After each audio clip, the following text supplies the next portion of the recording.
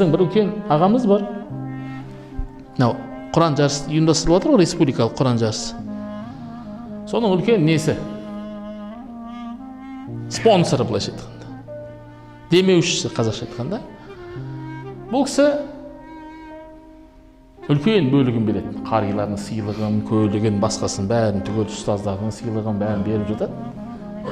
Бұл кісі айтады: мен бұның бәрін қариларға қызмет қылып жатырмын, Құранға қызмет қылып жатырмын. Арманым бір уақыт дейді, осы өлгенде жаназама 40 қари тұрса болды дейді. Жаназама 40 қари келіп тұрса болды. Арманым жоқ. Себебі пайғамбар саллаллаху алейхи вассалам дейді, кім дүниеден өтсе, оның артынан бір жақсы, дінда, тақуа 40 қысым мұсылман тұрса, Алла оның күнәсін кешіреді дейді.